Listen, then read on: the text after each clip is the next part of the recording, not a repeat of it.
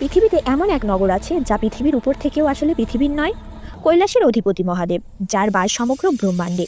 পৃথিবীর মাত্র একটি নগরকেই তিনি বলেছেন আমার নিজের ঘর। সেই নগর হলো কাশী। মহাদেব ও মাতা পার্বতীর বিবাহর পরে পার্বতী দেবী একদিন বললেন, প্রভু, আমি চাই আমাদের নিজের একটি গৃহ হোক, যেখানে কোলাহল নেই, যেখানে আমরা শান্তিতে বাস করতে পারি।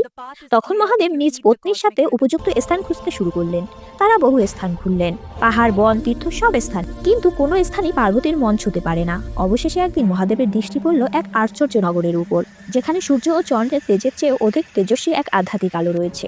মহাদেব জানতেন পৃথিবীর উপর যা কিছু আছে সবই নশ্বর, প্রলয় এলে সব ধ্বংস হয়ে যাবে। তাই তিনি নিলেন এক সিদ্ধান্ত, যা শুধু দেবাদিদেব মহাদেবই নিতে পারেন।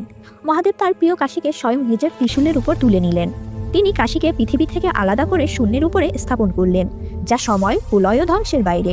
বিশ্বাস করা হয় যে কাশীতে দেহত্যাগ করে তার কানে স্বয়ং মহাদেব বলেন তারক মন্ত্র, আর সেই আত্মা জন্ম মৃত্যুর চক্র থেকে চিরমুক্তি লাভ করে। এরকম আরও পৌরাণিক কাহিনী পেতে রাধিকা চ্যানেল সাবস্ক্রাইব করে পাশে থাকুন। আপনি যদি মহাদেবের ভক্ত হন, কমেন্টে অবশ্যই হর হর মহাদেব লিখতে ভুলবেন না।